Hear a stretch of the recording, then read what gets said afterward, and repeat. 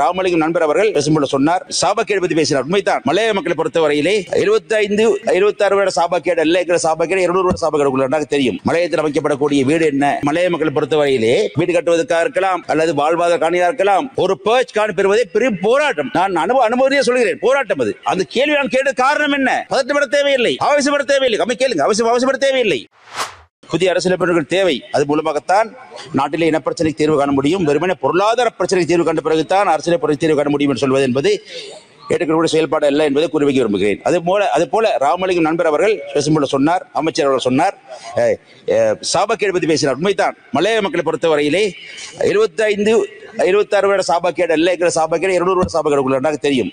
முதல் 125 வருடங்களே வெள்ளையர்கள் சாபக்கேடாக இருந்தது. அதுக்கு பிறகு கருப்பு வெள்ளையர்கள் சாபக்கேடாக இருந்து கொண்டிருக்கின்றது. ஆகவே மலையத்தை பொறுத்தவரையில் இன்றைய நிலைமை என்னவென்றால், எதாச்சும் உங்களுக்கு தெரியும், அங்கே நீங்கள் பேசும்போது சொன்னீர்கள், ஒரு சிஸ்டம் முறைமை எப்படி இருக்கிறது, முறை மாற்ற வேண்டும். அதை விடுத்துவிட்டு தொடர்ச்சியாக கடந்த காலங்களிலே மலையத்தை பிரதிபடுத்திய கட்சிகளை, அமைச்சர்களை, எம்பிக்களை, அரசியல்வாதிகளை, தொழிற்சங்கங்களை எல்லாம் குறை சொல்லிக் கொண்டு போய் பிரயோஜனம் கிடையாது. அது முறையல்ல. ஆகவே எல்லோரும் சேர்ந்து சிஸ்டத்தை மாற்றுவோம். உங்கள் மக்களாட வந்திருக்கிறீர்கள், மாற்றுங்கள். நாங்கள் உங்களுக்கு கை கொடுக்க தயாராக இருக்கிறோம், மாற்றுவோம். அதை அவ்வளவு சொல்ல வேண்டும். பாருங்கள், இங்கே நேற்று முன்னாள் பார்த்தால் உங்களது அமைச்சர் ஒருவர், பிரதி அமைச்சர் நினைக்கின்றேன், நான் கடந்த வாரம் பேசிய பேச்சுக்கு பதில் அளித்திருக்கிறார். நான் கேட்டிருந்தேன், உங்களோட கொள்கையை சொல்லுங்கள். மலையத்தில் அமைக்கப்படக்கூடிய வீடு என்ன?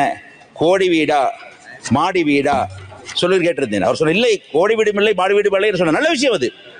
அதான் கேட்டேன் நான். ஏன் அந்த கேள்வி வந்தது பாருங்கள், யோசித்து பார்க்க வேண்டும். காரணம் என்னவென்றால், இந்த துறை சார்ந்த அமைச்சர் சமந்த் வித்யாரட்ன கௌரவ அமைச்சர் அவர்கள் அவரது சமூக ஊடகத்திலே பேசும் பொழுது, எழுதும் பொழுது ஒரு முறை மலையத்தில் நாங்கள் கட்டப்போரும் வீடு மாடி வீடுகள் தான், தொடர் மாடி வீடு கட்டப்போம் சொல்லியிருந்தார். பிறகு அந்த கருத்து மாற்றப்பட்டதாக அறிந்தேன். அது மட்டுமல்ல, அந்த துறை அந்த அமைச்சர் செயலாளர் கூட ஒரு முறை பேசும் பொழுது செயலாளர் அந்த மலையத்தில் கட்டப்படக்கூடிய வீடுகள் எல்லாம் நாங்கள் மாடி வீடு கட்டப் போகிறோம் என்று சொல்லியிருந்தார். ஆக இப்படியான மாறுபட்ட முரண்பாடு கருத்து வந்த காரணத்தினால தான் கேள்வி கேட்கிறோம். சும்மா கேட்கவில்லை, கேள்வி கேட்கவில்லை. ஆகவே அவர் அவசியப்பட தேவையில்லை, ஆத்திரப்பட தேவையில்லை, கோபப்பட தேவையில்லை, பதட்டப்பட தேவையில்லை. அமைதியாக சொல்லலாம்.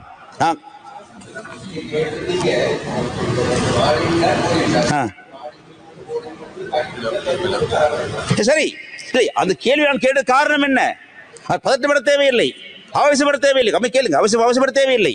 நான் கேட்ட கேள்வி காரணம், அப்படியே முரண்பான கருத்துக்களை அரசாங்க தரப்பில் வந்து கொண்டிருக்கின்றன. அதன் காரணம் அது துறை சார்ந்த அமைச்சர் சொல்லியிருக்கிறார், செயலாளர் சொல்லியிருக்கிறார். இப்பொழுது கூட பாருங்கள், நண்பர் அந்த பிரதி அமைச்சர் மீது எனக்கு மரியாதை இருக்கிறது, நம்முறை ஒருவர் அங்கே இருக்கிறார், சந்தோஷமாக இருக்கிறார். ஆனால் கூட அத்தகைய பதிலை அமைச்சர் சொல்ல வேண்டும் எதிர்பார்க்கிறேன். இந்த பட்ஜெட் இடைப்பட்ட காலகட்டத்திலே அவர் சொல்லுவார், நம்பிக்கை இருக்கிறது, தேவைப்பாடு இருக்கிறது. அது மட்டுமல்ல, காணி வீடு கட்ட காணி என்ன 7 பச்சா 10 பச்சான்னு சொல்ல வேண்டும். எங்களுக்கு ஒன்று தெளிவாக சொல்லப்படவில்லை. ஏனென்றால் நாங்கள் இந்த பயணத்தை ஆரம்பித்து விட்டோம். இப்போ புதிதாக யாரும் ஆரம்பிக்க வேண்டிய தேவையில்லை. நாங்கள் 7 பேச்சு, ஒவ்வொரு பேச்சும் போராடி போடப்பட்ட பேச்சு. அது உங்களுக்கு தெரியும். அரசாங்கத்துக்குள்ளே நாங்கள் ஆளுக்கட்சி இருந்தாலும் சரி, கட்சி இருந்தாலும் சரி, மலைய மக்களை பொறுத்தவரையிலே வீடு கட்டுவதற்காக இருக்கலாம் அல்லது வாழ்வாதார காணியாக இருக்கலாம், ஒரு பேர்ச் காணி பெறுவதே பெரிய போராட்டம். எனக்கு தெரியும். அது நான் அனுபவத்தையே சொல்கிறேன், போராட்டம் அது அப்படி நடந்திருக்கிறது. அந்த அடிப்படையிலே போராடி பெற்றிருக்கின்றோம். ஆகவே 7 பேர்ச் காணி என்ற கொள்கையை நாங்கள் நல்லாட்சி காலத்திலே அமைச்சரை பத்திரம் சமர்ப்பித்து அதை உறுதிப்படுத்தி இருக்கிறோம். கடந்த அரசாங்க காலகட்டத்தில் அது 10 பேர்ச் வரைக்கும் சென்றிருக்கிறது. 10 பேர்ச் என்று காணி உறுதிப்படுத்தப்பட்டிருக்கிறது கொள்கை ரீதியாக. 2 நிமிடங்கள் வீடு. You have 2 minutes. 2 minutes. I had 50 minutes. No. Okay. I'll come back. Hurry. I get borrow some minutes from Honorable Bimal Ratnaik. Please, sir.